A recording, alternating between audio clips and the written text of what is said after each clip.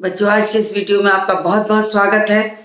मैं आपको वसंत भाग 1 का पाठ 13 मैं सबसे छोटी हूँ ये कविता पढ़ाऊंगी। ये कविता जो है सुमित्रा नंदन पंत की लिखी हुई है और मैं कविता पहले पढ़ूंगी ताकि आप उसे सुनिए। सुनने से भी बहुत सारी चीज़ें समझ में आती हैं। और थोड़ा सा मैं बता दूं कि सुमित्रा नंदन पंत जो कवि हैं, ये पहाड़ी इलाके अल्मोड़ा के पास के रहने वाले थे और प्रकृति के सुकुमार कवि थे। यानी प्राकृतिक सौंदर्य का वर्णन ये सबसे सुंदर ढंग से करते थे। लेकिन यहाँ पर इन्होंने जो ये कविता लिखी है, मैं सबसे छोटी हूँ, ये छोटे बच्चों के लिए लिखा है। अब छोटा बच्चा क्या चाहता है कि वो उसकी माँ का साथ कभी ना छूटे, क्योंकि माँ क्या करती है, बच्चे जब छोटे होते हैं तो उनको नहलाना, धुलाना, खिलाना, पीछे पीछे घूमते रहना। लेकिन जैसे जैसे बच्चे बड़े होते हैं, माँ क्या करती है कि चीज़ों को एक एक छोड़ देती है कि बेटा खा लो, कपड़े पहन लो। तो उस बच्चे के मन में ये आता है कि अगर मैं बड़ा हो जाऊंगा या बड़ी हो जाऊंगी तो माँ मुझे अपने हाथ से खिलाना छोड़ देगी, अपने पास सुलाना छोड़ देगी। मैं अगर कुछ करना चाहूँ तो भी माँ की उंगली पकड़कर जीवन भर नहीं रह सकता। तो उसने कल्पना की है, ये बाल मन की जो कल्पना है कि मैं सबसे छोटी हूँ, मैं बड़ी हूँ ही ना, मैं हमेशा छोटी रहूँ, मैं हमेशा तुम्हारी उंगली पकड़ के चलती रहूँ। इसी भावना को कवि ने यहाँ पर लिखा है। जो पहले मैं कविता पढ़ती हूँ, फिर आपको उसका अर्थ बताऊंगी। तो बच्चों, कविता ध्यान से सुनिए, फिर मैं उसका अर्थ भी आपको साथ साथ बताऊंगी। तो कविता इस प्रकार है। मैं सबसे छोटी हूँ, तेरी गोदी में सोऊं, तेरा आंचल पकड़ पकड़ कर फिरूं सदा माँ तेरे साथ, कभी न छोड़ूं तेरा हाथ। आगे पढ़ती हूँ। बड़ा बनाकर पहले हमको तू पीछे चलती है माँ, हाथ पकड़ फिर सदा हमारे साथ नहीं फिरती दिन रात। अपने कर से खिला धुला मुख, धूल पूंछ सज्जित कर गात, थमा खिलौने नहीं सुनाती हमें सुखद परियों की बात। देखिए कितनी सुंदर ढंग से कवि ने ये रचना की है। तेरे अंचल की छाया में छिपी रहूं निष्प्रिय निर्भय, कहूं दिखा दे चंद्रोदय। अब देखिए यहाँ पर जो कविता है वो कविता एक बाल मन की कविता है। एक नन्ही बच्ची अपने माँ की उंगली, उनके आंचल को पकड़ करके साथ साथ रहना चाहती, कभी बड़ा होना ही नहीं चाहती। यही चीज यहाँ पर कवि जो हैं समझा रहे हैं। तो कहते हैं कवि कहते हैं उस नन्हे से बच्ची के रूप में, यानी कि उनके मन की, कवि के मन की जो भावना है वो आप ये समझ लीजिए जैसे एक नन्हे से बच्चे के मन की भावना है। जो नन्हा सा बच्चा अपनी माँ से सोचता है, उसी चीज को कवि अपनी कविता के शब्दों में, अपनी कविता की पंक्तियों में लिख रहे हैं। तो मैं पढ़ती हूँ फिर। मैं सबसे छोटी हूँ, तेरी गोदी में सोऊं। बच्चों, आप तो जानते हैं कि बच्चों को माँ की गोद से बढ़कर कुछ भी प्रतीत नहीं होता। उन्हें ये लगता है कि माँ की गोद जो होती है उसमें दुनिया का सबसे बड़ा सुख निहित है। तो बच्ची कल्पना करती है कि मैं सबसे छोटी हूँ। बच्ची कहती है कि उसकी कल्पना है कि मैं हमेशा सबसे छोटी ही रहूं, कभी बड़ी हूं ना।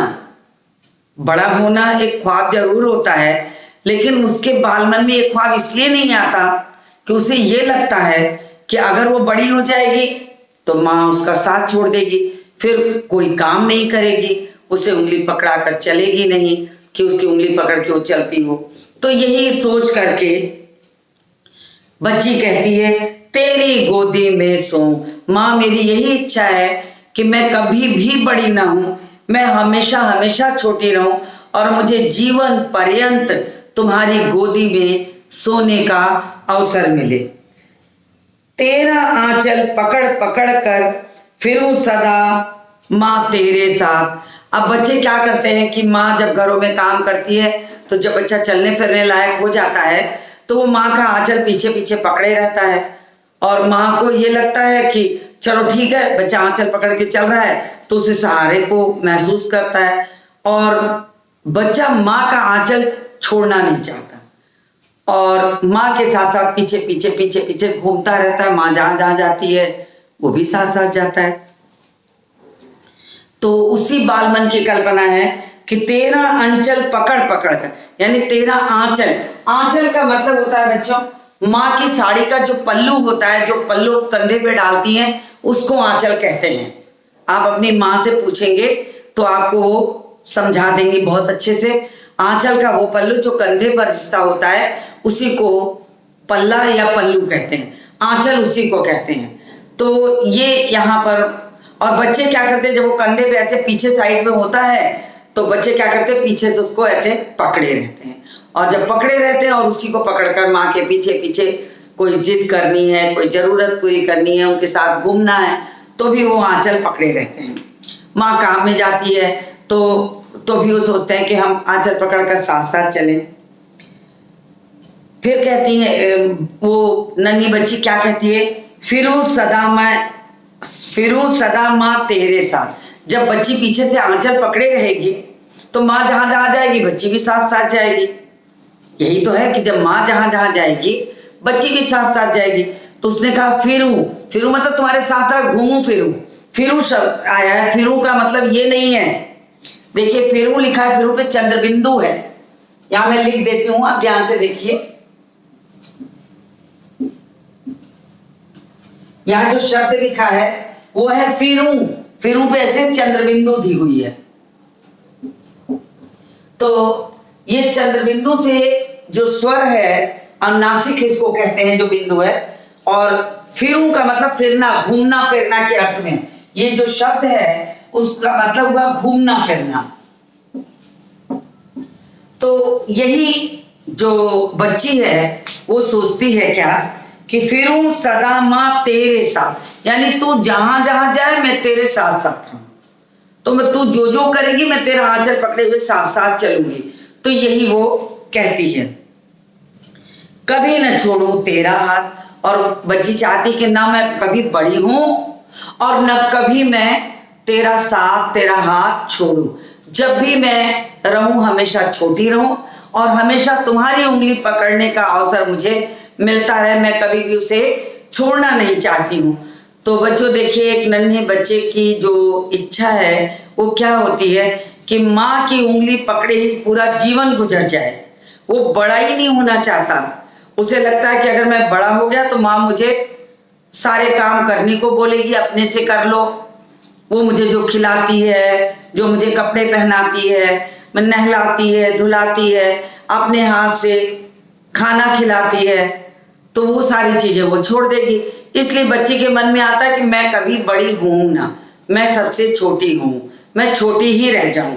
आगे देखिए, बड़ा बनाकर पहले हमको तू पीछे चलती है माँ। अब बच्चा क्या कहता है माँ से कि तू चाहती है कि मैं बड़ा हो जाऊं, पहले तो तू हमें बड़ा बनाती है। कैसे बड़ा बनाती है? हमारी सेवा करके, हमें खिला के पिला के, हर तरह से हमारी सेवा करके धीरे धीरे हमें बड़ा कर देती है। और जैसे ही हम बड़े हो जाते हैं तो क्या करती है, तो मुझे छलती है, मतलब धोखा देती है। छलने का मतलब होता है धोखा देना, छलना। छलती शब्द आया है जिसका मतलब होता है धोखा देना, धोखा देना। देखिए, तो इसका मतलब हो गया छलती का कि तुम धोखा देती हो। तो तू मुझे क्या करती है, पहले तो बड़ा बना देती है और फिर क्या करती है, तू मुझे धोखा भी देने लगती है कि अब तू बड़ा हो गया, अपने सारे कामों को कर ले, अब मैं तुम्हारे काम नहीं करूंगी, और तू अपने से अलग करती है और मैं तेरे साथ रहना चाहती हूँ। तो बच्चा यही चाहता है कि माँ का साथ हो, और माँ चाहती है बच्चा बड़ा हो जाए तो वो उसकी जिम्मेदारियां कम हो, अपने से सारे काम करे। लेकिन बच्चा माँ का स्नेह कम हो जाएगा इस डर से बड़ा होना ही नहीं चाहता। तो बच्ची चाहती है कि मैं सबसे छोटी हूं। तू पीछे चलती है मात, मात मतलब माता, मात शब्द का मतलब है माँ, माँ या माता जो भी कहिए, तो मात का मतलब माता। तू पीछे चलती है मात, हाथ पकड़ फिर सदा हमारे, साथ नहीं फिरती दिन रात। अब जब बच्चा बड़ा हो जाएगा तो माँ हाथ थोड़े पकड़ेगी, फिर माँ कहेगी चलो। तो बच्ची को क्या लगता है कि जैसे ही मैं बड़ी हो जाऊंगी तो माँ मेरा हाथ छोड़ देगी, और फिर क्या कहती है, हाथ पकड़ फिर सदा हमारे, जो तू हमेशा मेरा हाथ पकड़ के मेरी उंगली पकड़ कर मुझे चलाती थी, मैं जैसे ही बड़ी हो जाऊंगी तू क्या करेगी, तू साथ नहीं फिरती दिन रात। जब बच्ची बड़ी हो गई तो माँ उंगली पकड़कर तो चलाएगी नहीं और साथ चलना छोड़ देगी, बच्ची खुद से चलने लगती है। तो बच्ची को इसी बात का डर है कि मैं अगर बड़ी हो गई तो माँ मेरी उंगली पकड़कर मेरे साथ नहीं चलेगी, तो किसी भी तरीके से वो चाहती है कि मैं ना बड़ी हूं और मैं हमेशा हमेशा माँ की उंगली पकड़कर चलती रहूं, यही उसकी इच्छा रहती है। फिर क्या कहती है बच्ची, अपने कर से खिला धुला मुख, धूल पोंछ सज्जित कर गात। अपने कर से, कर का मतलब होता है हाथ, कर शब्द का मतलब होता है हाथ। अपने कर से, यहां कर क्रिया नहीं है, करना वाला क्रिया नहीं है, ये कर का मतलब हाथ है। तो कहा है कि अपने कर से खिला धुला मुख, माँ क्या करती है, बच्ची का को अपने हाथ से खिलाती है, अपने हाथ से उसका मुख धुलती है, सारे सजाती है, संवारती है, नहलाती है, धुलाती है, तो सारी चीजें जो रहती है वो करती है। तो कवि यही बाल मन की कल्पना को यहाँ दिखा रहा है कि एक नन्ही बच्ची क्या कहती है कि अपने कर से खिला धुला।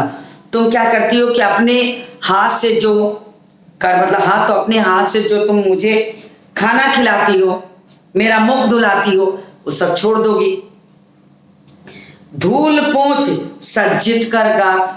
तो जब बच्चा धूल में, मिट्टी में रेंगते हुए, खेलते हुए पूरे दिन धूल में शरीर में लिपटा लेता है, तो माँ क्या करती है, उसके पूरे शरीर की धूल पोंछती है, उसका मुख पोंछती है, उसे नहलाती है, उसे धुलाती है, उसे हर तरीके से सजाती है, संवारती है। सज्जित कर गात, गात का मतलब शरीर। तो यहाँ पर कहा है गात का जो मतलब है वो मैं बता दूं बच्चों कि उसका ये मतलब है कि शरीर।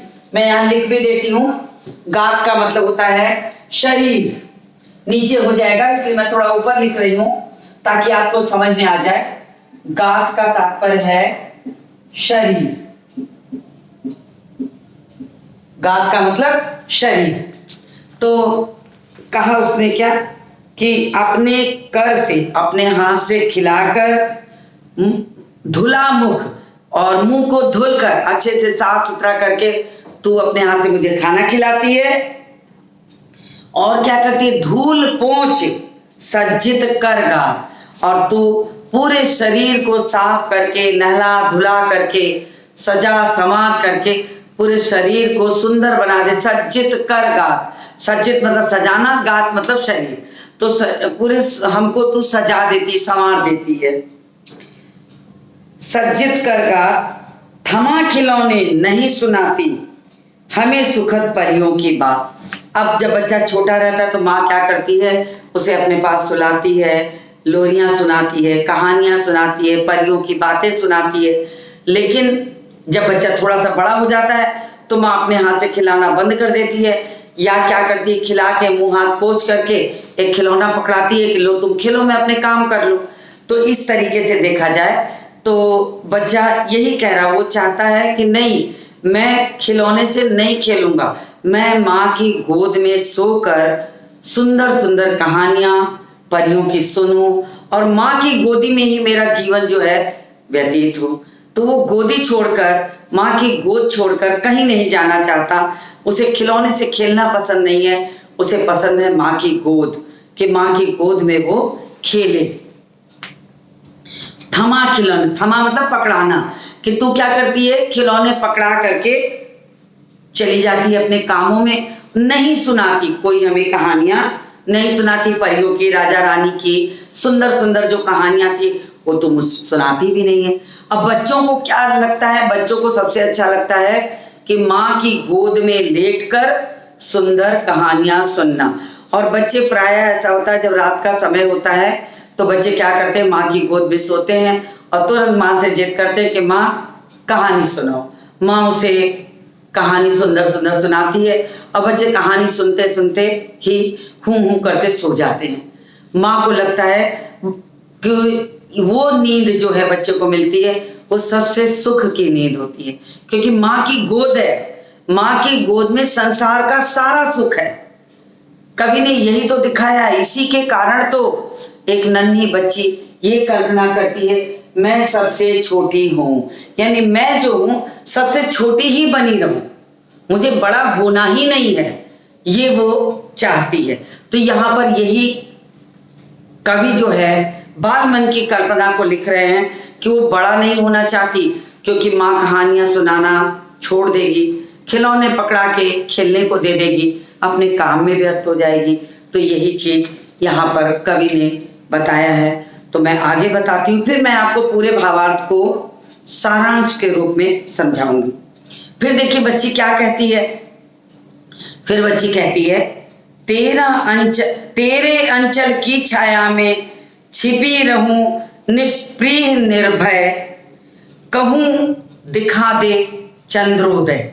अब देखिए बच्ची क्या चाहती है, तेरे अंचल की छाया में। माँ बच्ची क्या चाहती है कि मुझे कुछ भी दुनिया की चीजें नहीं चाहिए, मुझे क्या चाहिए, तुम्हारे आंचल की छांव चाहिए। बच्चे को माँ के आंचल की छांव में ही दुनिया का सारा सुख है। तो वो क्या चाहता है बच्चा, बच्ची चाहती है कि तेरे अंचल की छाया में, तेरे आंचल की छाया में ही मैं अपना जीवन व्यतीत कर दूं, मुझे सारा सुख वहीं मिलता है। छिपी रहूं निष्प्रिय। निष्प्रिय शब्द का मतलब होता है बच्चों, यहां मैंने देखिए लिखा है निष्प्रिय, बिना इच्छा के, कोई इच्छा नहीं है, कहीं कुछ नहीं चाहिए, ना कोई खिलौना चाहिए, ना कोई अन्य सुख चाहिए। बच्चे को क्या चाहिए कि बस तेरी अंचल की छाया में, जो तुम्हारी आंचल की छाया है, बस उसी में ही जीवन मेरा गुजर जाए, मुझे और कुछ भी नहीं चाहिए। यही वो बच्ची इच्छा रखती है और कहती है, छिपी रहूं निष्प्रिय निर्भय। निर्भय, या मैं यहां थोड़ा आपको समझा दूं, शब्द आया है निर्भय। देखिए बच्चों ध्यान दीजिएगा, ये शब्द है जिसको मैं उपसर्ग के साथ अलग करके आपको समझा रही हूं। ये है आपका शब्द निर, और इसमें जो मूल शब्द है वो जुड़ा है भय। भय का मतलब डर होता है और निर का मतलब बिना होता है, तो यानी बिना डर के। तो निर्भय शब्द में ये उपसर्ग है, ये उपसर्ग है जो इस मूल शब्द के साथ जुड़ के इसके अर्थ को परिवर्तित कर दे रहा है। तो शब्द का अर्थ हुआ निडर, जो मैंने यहाँ पर लिख रखा है। तो आपको बात समझ में आ गई होगी। तो मैं आगे बताती हूँ, छिपी रहूं निष्प्रिय, बिना कोई इच्छा के, बिना किसी अन्य प्रकार की इच्छा के, कि मुझे कुछ नहीं चाहिए, ना खिलौना चाहिए, ना कुछ चाहिए, मुझे तो बस क्या चाहिए, तेरे अंचल की छाया में तुम अपनी आंचल की छाया दे दो। बच्चे की कल्पना है कि मुझे बड़ा नहीं होना है, पर तुम्हारी आंचल की छाया में मैं सदैव वैसी ही छोटी की छोटी बनी रहूं। और कैसे, क्योंकि बच्चों को निर्भय, माँ के आंचल में किसी प्रकार का भय नहीं होता। बच्चा कहीं से डरता है तो माँ की गोदी में जाके छुप जाता है, और माँ की गोदी में उसे किसी प्रकार का जो भय है वो नहीं होता। तो यहाँ पर कवि ने यही तो कहा है कि छिपी रहूं निष्प्रिय निर्भय, और तुम्हारे आंचल में बिना किसी इच्छा के, बिना किसी मांग के मैं क्या करूं, तुम्हारी गोद में छिपे रहूं। कैसे, निर्भय, बिना डर के। लगेगा संसार का सारा सुख तो मुझे यही मिल रहा, डर किस बात का है। तो बच्चे को माँ की गोदी में कभी डर नहीं लगता। बच्चा बाहर डरता है तो माँ की गोदी में छुपता है, माँ की गोदी में जाके छुप जाता है। तो यही कहा है कि मैं बिना किसी डर के तुम्हारी गोदी में छिपा हूं।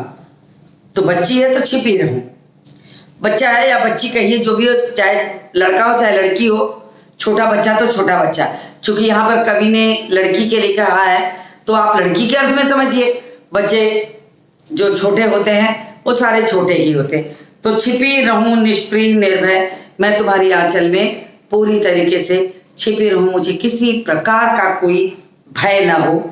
यही बात यहाँ पर जो कवि हैं वो समझा रहे हैं। और साथ में जो नन्ही बच्ची है वो क्या इच्छा प्रकट करती है अपनी, कहूं। कहूं के बाद देखिए एक डैश लगाया है, कहूं शब्द कह के कवि ने एक डैश लगा दिया। देखिए आप, मैं लिख रही हूं यहाँ पर ऐसे कहूं लिख के छोटा सा डैश लगाया, मतलब कवि बच्ची के मुख से बात कहलवा रहा है। तो कहूं कह के एक छोटा सा डैश है और डैश लगा के कहा जो जा रहा है वही उसका वाक्य कि दिखा दे चंद्रोदय, तू मुझे क्या कर दे, चंद्रोदय दिखा। चंद्रमा का उदय होना शब्द है चंद्रोदय। चंद्र और उदय दो शब्द इसमें जुड़े हैं। देखिए हम आपको यहाँ आपको अलग करके भी दिखा देते हैं, आप ध्यान से देखिएगा। मैं आपको चंद्रोदय का संधि विच्छेद कर देती हूं जिससे आपको आसानी से समझ में आ जाएगा कि यहाँ दो शब्द मिले हैं। दो शब्द कौन से हैं? पहला शब्द है चंद्र और प्लस उदय। उदय का मतलब होता है उगना और चंद्र का मतलब होता है चंद्रमा, चांद। चांद हो गया, यानी चांद का निकलना जो है उसे हम कहते हैं चंद्रोदय। तो कवि ने यही कहा कि बच्ची जो रहती है वो माँ से कहती है कि मुझे कुछ इच्छा नहीं है, मेरी कुछ मन नहीं है, मुझे बस क्या चाहिए, मुझे तुम्हारी गोद में आकर सब सुकून मिलता है। और वो कहती है कि दिखा दे चंद्रोदय, तू मुझे क्या करे, चंद्रमा दिखा दे। बच्चे क्या करते हैं कि माँ की गोद में बैठ के चंदा देखने जाते हैं, चंदा मामा कहते हैं। तो माँ भी बच्चों को चंदा मामा कह के परिचित कराती है कि देखो बच्चों, नन्हे नन्हे बच्चों को ये तुम्हारे चंदा मामा है। तो बच्चे छोटे बच्चों से चंदा मामा बुलाने लगते हैं। तो वो चंद्रमा देखने का जो लुभावना स्वरूप जो है कवि ने यहाँ पर आंका है कि जो नन्ही बच्ची है वो चाहती है कि माँ उसे गोद में उठाए और ले जाके चंद्रमा दिखाए। जब भगवान श्री कृष्ण अपनी माँ से कह देते हैं कि मैया मैं तो चंद्र खिलौना नहीं हूं, मतलब भगवान नन्हे बच्चों को चंद्रमा जो होता है वो खिलौने की तरह लगता है। तो बताइए, एक साधारण बच्चों को तो खिलौना के रूप में चंद्रमा जब दिखेगा तो अच्छा लगेगा ही, उन्हें क्या पता। तो यहाँ देखिए नन्हा बच्चा जो होता है वो माँ से अपनी सारी इच्छा कहता है। तो यहाँ पर बच्ची भी जो है वो यही चाहती है कि माँ उसे गोद में उठाए और गोद में उठाकर उसे चंद्रोदय दिखाए, चंद्रमा का निकलना दिखाए कि कैसे चंद्रोदय होता है। तो ये बातें कवि ने यहाँ पर कविता में रची है। तो इसीलिए यहाँ जो कविता का जो शीर्षक रखा गया है, मैं सबसे छोटी हूं, वो शीर्षक इसी भावना को लेके लिखा गया है कि बच्ची जो रहती है वो बच्ची बड़ी नहीं होना चाहती, कहती है कि ना मैं बड़ी हूं ना माँ का साथ छूटे। ये इसकी इच्छा है कि वो बड़ी नहीं होना चाहती, वो चाहती है कि वो छोटी ही रहे और सदैव माँ का साथ मिले। माँ के आंचल का सुख किसी चीज से बराबरी नहीं कर सकता। तो इसलिए बच्चा चाहे जितना बड़ा हो जाए लेकिन माँ के लिए सदैव वो छोटा होता है। लेकिन माँ क्या करती है कि जैसे जैसे बच्चा छोटा से बड़ा होने लगता है, माँ ये सोचती है कि बच्चा अपने हाथ से खाना खा ले, और बच्चा क्या सोचता है कि माँ मुझे अपने हाथ से खिलाए। बच्चे को माँ के हाथ के खाने का जो सुख होता है वो कितने 56 भोग में भी नहीं मिलेगा। ये मैं आपको बता रही हूँ बच्चों, अगर आपकी मम्मी आपको अपने हाथ से खाना खिला देंगी तो आपको वो खाना, साधारण खाना भी अमृत के समान लगेगा। वो 56 भोग दिखाई पड़ेगा। तो माँ के उंगलियों में जो अमृत रस होता है वो पान करता है वो नन्हा बच्चा, वो नन्ही सी बच्ची, तो उसे मन करता है कि माँ कैसे भी हो सिर्फ अपना साथ मुझसे ना छोड़े। तो उसने ये मान लिया कि मुझे बड़ा होना ही नहीं, मैं सबसे छोटी हूँ। तो कितनी सुंदर सी कल्पना कवि ने की है। कवि क्या चाहता है कि बच्ची बड़ा नहीं होना चाहती है, बच्ची चाहती है कि दुनिया के कोई सुख मिले न मिले मगर माँ का आंचल अवश्य मिले, माँ के आंचल का सुख कभी भी उससे वो वंचित ना हो, कभी उससे छूटे ना। तो वो बड़े होने की कल्पना ही नहीं करती, क्योंकि उसे डर है। उसे क्या डर है? उसे डर ये है कि अगर मैं बड़ी हो जाऊंगी तो माँ मुझे नहला धुला के छोड़ देगी, खिलौने दे देगी और कहेगी तुम खेलो और अपने आप से अपने काम कर लो। तो वो जो आंचल पकड़ पकड़ के साथ साथ चलने का सुख है, जब छोटा सा बच्चा होता है साल भर के आसपास, वो थोड़ा थोड़ा सा चलने लगता है, 2-2 4-4 कदम। उस कदम में वो क्या करता है, जब थोड़ा सा चलने लगता है तो माँ का आंचल पकड़ के चलने में उसे बड़ा सहारा मिलता है। माँ भी उसे पीछे पलट पलट के देखती रहती है कि बच्चा गिर तो नहीं गया, और बच्चा उसी को पकड़े पकड़े 2-2 कदम करके चलना सीख जाता है। तो यहाँ पर देखिए कितनी सुंदर कल्पना हमारे छायावादी कवि, प्रकृति के सुकुमार कवि सुमित्रा नंदन पंत जी की है कि वो एक बाल मन की कल्पना को अच्छी तरह से समझा रहे हैं कि नन्ही बच्ची कहती है कि मैं सबसे छोटी हूँ, मैं बड़ी नहीं होना चाहती माँ, मुझे छोटा ही बना रहना है। इतनी सुंदर बात कवि ने यहाँ पर की है। तो मैं उम्मीद करती हूँ, मैंने इसीलिए यहाँ पर कुछ कठिन शब्द बच्चों लिख दिया है। स्नेह का जो मतलब होता है प्यार। निष्प्रिय शब्द आपके उम्र के हिसाब से थोड़ा कठिन है, इसलिए इसे आप अपनी पुस्तक में जरूर लिख लीजिएगा ताकि आपको उस शब्द का अर्थ हमेशा याद रहे बिना इच्छा की। और चंद्रोदय शब्द मैं आपको समझा दूं। चंद्रोदय शब्द का मतलब होता है चंद्रमा का निकलना। इसमें 2 शब्द मिले हैं जो मैंने यहाँ पर अलग करके आपको समझाया, चंद्र और उदय। उदय का मतलब निकलना होता है और चंद्र का मतलब चांद होता है। तो देखिए चंद्रोदय शब्द बन गया एक नया शब्द। तो चंद्रोदय चांद का निकलना। निर्भय शब्द को भी मैंने आपको लिख के समझाया था अभी कि निर्भय में जो निर है वो उपसर्ग है। अब आपको बच्चों ये लगता होगा कि उपसर्ग क्या होता है, तो मैं थोड़ा सा आपको बता दूं कि उपसर्ग वे शब्दांश हैं। संभवतः क्लास 6 के बच्चे हैं आप, तो आपको भूल जाए या ना समझ में आए तो मैं थोड़ा सा हिंट कर देती हूँ कि उपसर्ग वे शब्दांश हैं जो किसी शब्द के आगे लगकर उससे अर्थ को बदल देते हैं। तो यहाँ पर देखिए एक शब्द होता है भय और एक होता है निर्भय। भय और निर्भय, भय का मतलब होता है डर और निर्भय का मतलब होता है बिना डर। तो कितना अच्छा सा एक छोटा सा निर उपसर्ग जो है वो उस शब्द के साथ मूल शब्द जो इसका भय है मूल शब्द के साथ लगता है और उसके अर्थ को बदल दिया, निडर उसका अर्थ हो गया।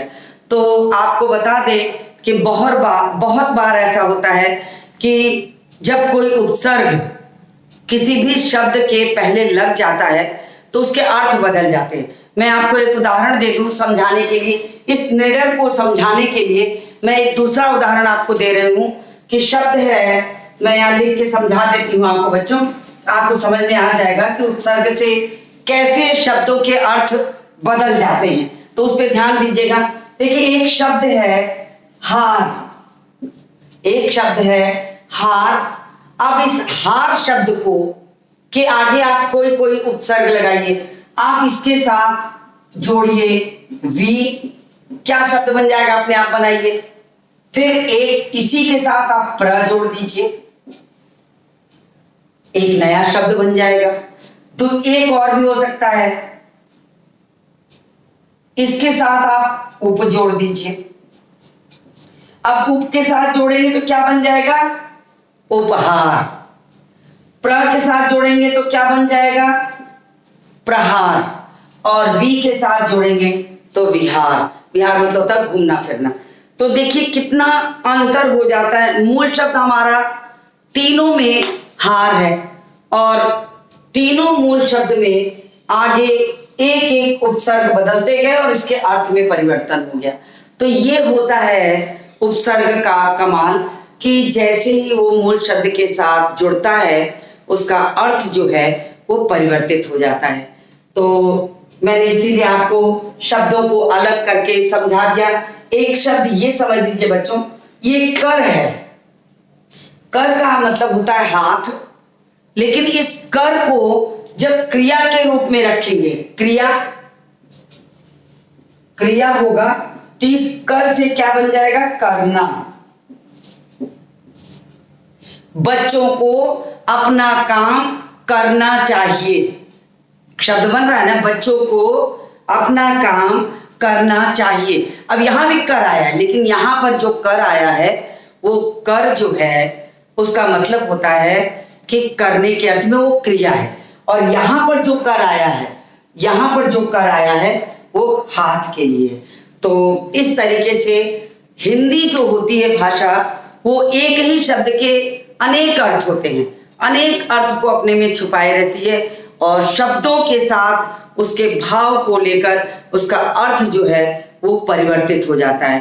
तो मुझे ऐसी उम्मीद है कि आपको कविता समझ में आ गई होगी और इसके जितने कठिन शब्द हैं वो भी मैंने आपको समझा दिए हैं। और इसके यहां दिया ना, ऐसी बड़ी न होऊं मैं, तेरा स्नेह न खोऊं मैं। ये कविता का जो अगला अनुच्छेद है उसमें बच्ची ने कहा है, ऐसी बड़ी न होऊं मैं, तेरा स्नेह न खोऊं मैं, तेरे अंचल की छाया में छिपी रहूं निष्प्रिय निर्भय, कहूं दिखा दे चंद्रोदय।